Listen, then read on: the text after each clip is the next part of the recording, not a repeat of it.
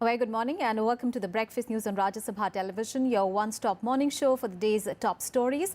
First up, the headlines. Prime Minister Narendra Modi to meet Chinese President Xi Jinping in Wuhan for an informal summit on Friday. Meet marks efforts on both sides to reset relations following Doklam standoff. Prime Minister leaves for China today.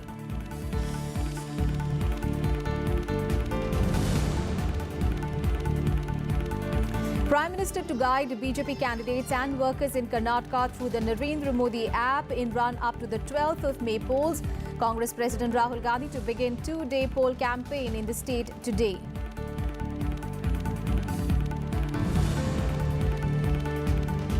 Supreme Court clarifies it has not ordered mandatory linking of mobile phone numbers to Aadhaar, says its February 2017 order on a PIL was misinterpreted.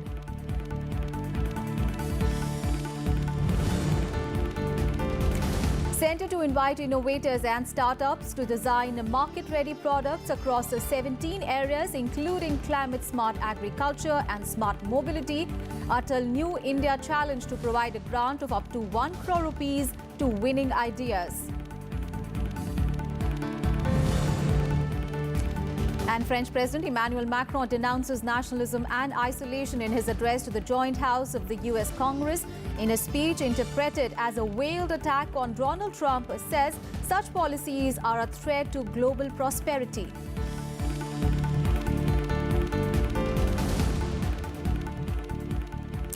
The biggest story this morning, Prime Minister Narendra Modi will be leaving for China today evening. He is slated to hold informal talks with the Chinese President Xi Jinping in Wuhan city on Friday and Saturday. The two leaders will exchange views on bilateral and international issues and also enhance mutual understanding. The Prime Minister's visit is coming following an invitation from President Xi. The two leaders will exchange views on overarching long-term and strategic matters concerning the future of India-China relations. China has maintained that the common interests between the two sides far outweigh differences. Beijing says the meeting will go on a long way towards a deepening mutual trust between the two great neighbors. India has said that the meeting in Wuhan flows from the understanding reached by the two leaders last year that India-China relations are a factor for stability in a period of global changes, and that the two nations have a common responsibility for peace, security and prosperity in the world. The announcement for the informal summit was made during External Affairs Minister Sushma Swaraj's recent visit to China to attend the preparatory meetings for the SCO summit, which is slated in the month of June. All right, let's get a perspective on this story. Former diplomat Mr. Ashok Sajjanhar is now joining us on the phone line. A very good morning and thank you so much, sir, for joining us this morning on Rajya Sabha television. Sir, how do you look at PM Modi's first visit to China post the Doklam standoff to meet President Xi Jinping? What can we expect? It is it's a bold move. It's a very strong move by both the leaders.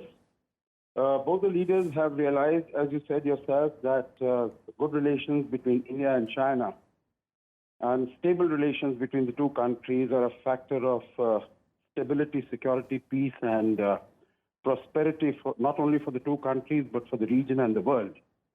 So I think the two leaders want to have as much time to themselves as possible. That's why it's been announced the Prime Minister is leaving for China today evening. Earlier, it was expected that he'll be going tomorrow morning. So both the leaders want to give themselves adequate time so that they are able to discuss international development.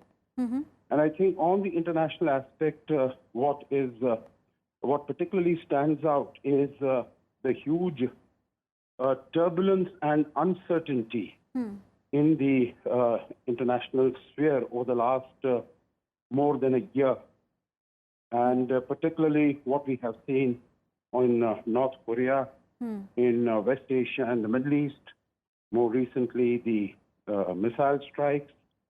So there is great uncertainty there. As far as bilateral relations also are concerned, we have seen a lot of huge downswing as a result of the 73-day-old standoff in Doklam. So the talks will basically, it's been mentioned there's going to be no agenda, but which means that everything is on the agenda, whatever the two leaders wish to raise, and they have adequate time. So I think basically their effort would be to ensure that bilateral relations do not descend to the level to which they descended last year during the Doklam standoff. They will try to identify what are the positives in the relationship, and there are huge positives both in terms of how the bilateral relation can be taken forward and how the two countries can deal with the emerging challenges as far as international affairs are concerned. So focus on the positives. Of course, not try to brush the problems and the difficulties under the carpet. For us, what would be really very, very important is to get some understanding from the Chinese leadership that the border will stay peaceful and quiet and tranquil. Because you would recall that right from the first visit of Xi Jinping to India, Prime Minister Modi had told him that we cannot realize the full potential of a bilateral partnership unless there is peace and tranquility on the border. So border will be one important issue. The other issue will be terrorism from our side. And I think Prime Minister Modi will try to convince Mr. Xi Jinping that dealing with terror in, not having double standards on the issue of terror with Masood Azhar at the back of our minds, not having double standards is to the interest of China and India and of peace in the region, particularly as we are looking at Afghanistan. So terror and this, and of course, along with that, how to deal with the huge trade imbalance. Last year, it's gone up to about $52 billion, the trade deficit that India has with China. So trying to persuade them to have more investments in India, and that could be a reason, that could be a way of bringing down the trade deficit. From the Chinese side, of course, they would want that, the action that Mr. Trump has taken recently on this huge tariffs on steel, aluminium, and other threats, that both India and China, since we are looking at an open world, at a global trading arrangement, that both of us can work together. So a number of issues of mutual interest as well as global issues are likely to dominate the agenda as the two leaders are going to meet in China. Thank you so much, sir, for all those updates and that perspective on that story. Thank you so much for joining us this morning. On to some other news now. The Niti Aayog will launch its a new scheme, Atal New India Challenge today, which provides grants of up to 1 crore rupees for proposed innovation in 17 identified focus areas. The challenge will be launched by Niti Aayog's Atal Innovation Mission, that is AIM, in collaboration with 5 ministries. It will invite prospective innovators and startups to design market-ready products using cutting-edge technologies across 17 identified focus areas such as climate, smart agriculture, smart mobility, as well as waste management. The applicants are showing capability, intent and potential to productize the technologies will be awarded grants of up to 1 crore rupees, and this grant will be further supplemented by mentoring and other supports that is needed at various stages of commercialization.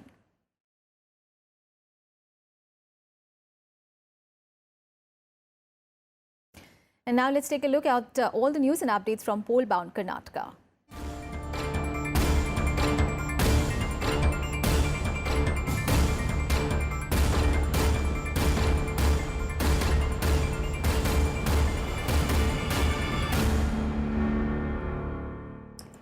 Prime Minister Narendra Modi will share election tips with all the candidates, elected representatives and BJP workers of Karnataka today. This interaction will happen through the Narendra Modi app and it will begin at 9 in the morning. The party is expecting more than 1,500 people to participate in the 30-minute program, where the Prime Minister is also expected to interact with the candidates.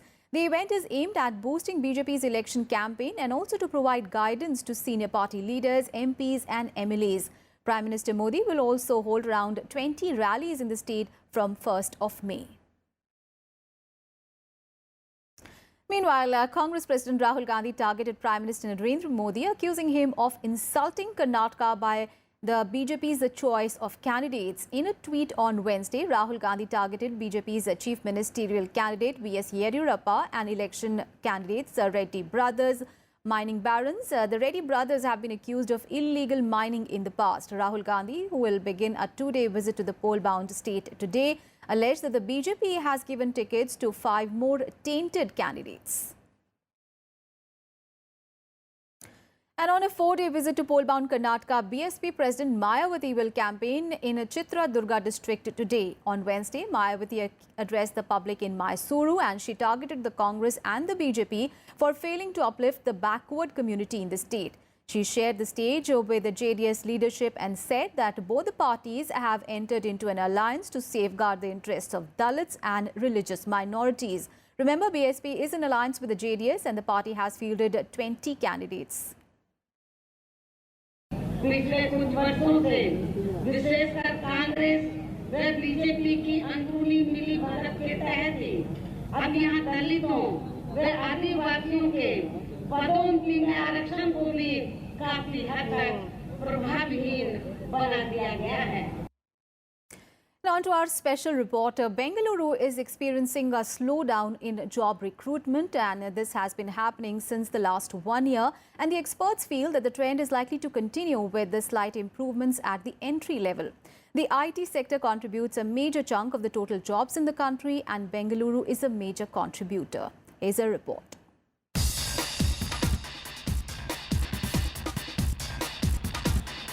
Every year, the information technology industry sees a massive hiring at the entry level. In 2011-12, India's largest tech company, TCS, picked up 50,000 fresh graduates from campuses. Its peer Infosys hired close to 40,000 freshers. But these days, campus hiring scene is near negligible. Experts say tech firms made just a few offers last year and the scenario could remain the same this year too. What they need is not being met by what the colleges are producing. So always I feel that either the corporates only have to train or there will be some training companies which will emerge. Now corporates, earlier they would spend a lot of money on training. They are also now saying that, look, we want people who are either trained or you get trained and then we will hire you. So those are the models which are emerging. And they're looking at assessment. So they're saying, we will assess you. Are you ready? If not, you go and get the training done. After that, we'll assess you again. So that's how we've seen this thing. IT companies in Bengaluru have become very selective in hiring. A new trend is that companies are depending on outsourced staffing companies to find the right candidates. These staffing companies are also involved in training manpower to enhance employability of candidates. There is certain amount of additional jobs coming in with these new skills emerging in the market. At the same time, there is going to be some amount of transactional skills which used to be, for example, call center, which was a popular storyboard in India for the last 2 decades. This is likely to have a serious amount of dip. There are many reasons for the slowdown in job creation in the IT sector.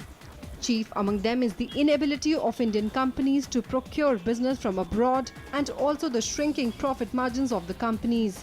Experts, however, say the scenario is not all that bleak. While the services sector has the potential to create new jobs, the rapid transformation of the unorganized sector into the organized sector is also likely to create more job avenues. Experts say that two emerging areas, automation and artificial intelligence, will be the next job creators. But in the same breath, they add that these two sectors will take away more jobs that they will ever be able to create. Amritanshu Rai, Rajya TV, Bengaluru.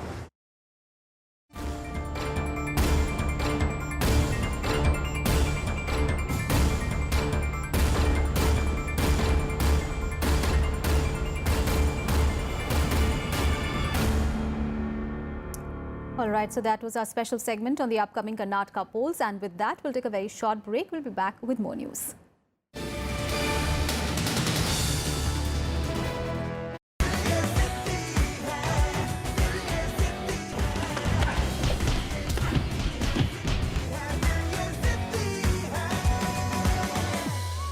your unbelievable moment at the Commonwealth Games. You returned with another yellow medal for the country. We are doing very hard work.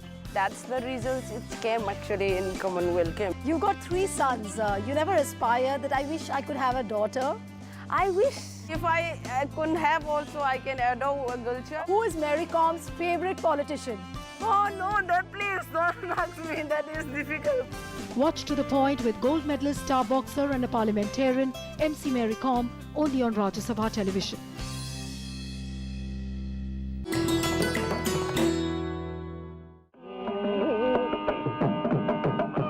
One of the greatest exponents of Carnatic music, MS Subbalakshmi or MS to her fans. An icon even to a younger generation brought up on fusion and rock music. MS is the first musician ever to be awarded the Bharat Ratna, also the first Indian musician to receive the Raymond Magsaysay Award. As India's cultural ambassador, she also performed at the UN General Assembly in 1966. Former Prime Minister Jawaharlal Nehru once said of MS, "Who am I, a mere Prime Minister, before a queen of music."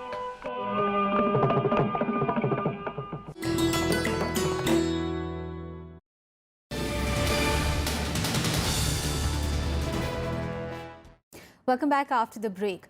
The Union Cabinet, chaired by Prime Minister Narendra Modi, met on Wednesday and some key decisions were taken. The Cabinet Committee on Economic Affairs increased the minimum support price of raw jute by 200 rupees per quintal for the 2018-19 season. The price per quintal will be 3,700 per quintal in 2018-19. The increased MSP is based on recommendations of a Commission for Agricultural Costs and Prices. The decision will benefit the farmers in West Bengal, Assam and Bihar that accounts for 95% of the country's jute production. The Cabinet also gave its approval for the restructured National Bamboo Mission. The CCEA gave its approval to the Empowerment of Executive Committee to formulate guidelines for the National Bamboo Mission. An outlay of 1,290 crore rupees has been allocated to implement the mission during the remaining period of the 14th Finance Commission. The scheme will bring 1 lakh hectares under bamboo plantation and is expected to benefit over 1 lakh farmers. And in the other decisions taken in the meeting, the Cabinet approved also the declaration of scheduled areas in Rajasthan under the 5th schedule of the Constitution. And accordingly, the districts of Banswara, Durgarpur and Pratapgarh, 9 tehsils, 1 block and 46 gram panchayats covering 227 villages in Udaipur, Rajasthan and in Chittorgarh will be included in scheduled areas. These areas will now get a benefit protective measures under the 5th schedule of the Constitution. The Cabinet also approved the renewal of long-term arrangements for the supply of iron ore to Japanese steel mills and POSCO in South Korea for another 5 years.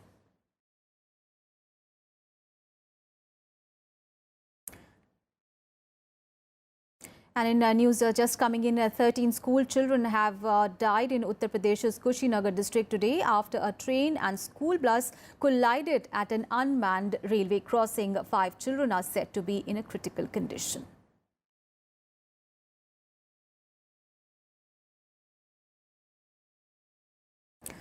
On to some other news now. The Supreme Court has clarified that it has not ordered the mandatory linking of mobile phone numbers to Aadhaar. Raising questions over the government's decision ordering mandatory seeding of mobile phone numbers with Aadhaar, the court said that its earlier order was used as a tool.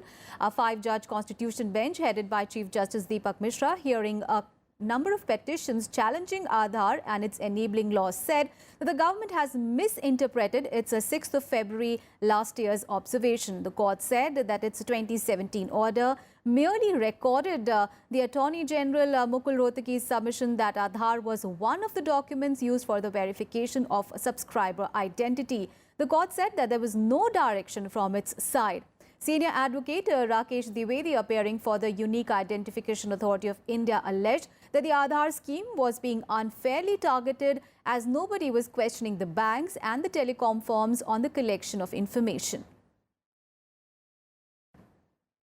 On to some other news now. The centre has sent a second notice to data analytics firm Cambridge Analytica and the social media major Facebook in connection with a recent data breach case. The second notice has been served after there were discrepancies found in the earlier responses given by the two companies. The two firms have been now given time till 10th of May to respond to the new notice after their earlier response.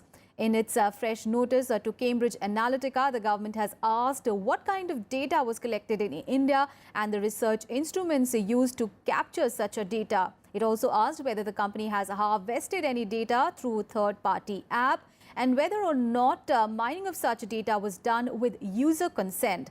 Facebook had admitted that nearly 5.62 lakh people in India were potentially affected by the data breach incident. Cambridge Analytica has said that all its activities around the world, including in India, will be investigated and reported on. And Minister of State for Human Resources Dr. Satyapal Singh launched the second edition of Unnat Bharat Abhiyaan on Wednesday, under which the students from 750 highly education institutions from across the country will adopt to villages and visit them to get acquainted with the lifestyle of people and the problems being faced by them. The scheme aims at making higher education institutions provide solutions for the problems of villages. The centre has earmarked 83.08 crore rupees for the implementation of the program in the next 2 years. Singh expressed confidence that the scheme will have a positive impact on the country's rural population. I think our teachers and our professors, they can become the best motivator and best communicator with them. And I'm sure with your active help and active cooperation and coordination, this Unnat Bharat Abhiyaan, it will be very, very successful. And we will certainly change the contours, we will change the color of rural India. Our top international focus now. French President Emmanuel Macron, who is on a 3-day visit to the United States, addressed both the House and Senate on Wednesday, the first time a foreign leader has spoken before a joint session of Congress in nearly 2 years. After spending a day of intimate presidential fraternity with Donald Trump, Macron made an impassioned speech in Washington where he repudiated the US president's political philosophy and his worldview. While earlier in his meeting with Donald Trump, Macron hailed the unbreakable bond of the US and France forged in liberty, tolerance and equal rights. In his speech, he denounced nationalism and isolationism, saying that such policies were a threat to global prosperity. I do not share the fascination for new strong powers, the abandonment of freedom and the illusion of nationalism. We can build the 21st century world order based on a new breed of multilateralism, based on a more effective, accountable and results-oriented multilateralism, a strong multilateralism. This requires, more than ever, the United States' involvement, as your role was decisive for creating and safeguarding today's free world. The United States is the one who invented this multilateralism. You are the one now who has to help to preserve and reinvent it.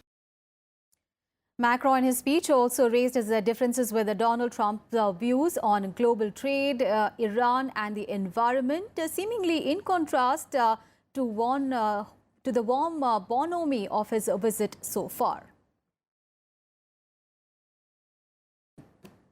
By polluting the oceans, not mitigating CO2 emissions, and destroying our biodiversity, we are killing our planet. Let us face it. There is no planet B.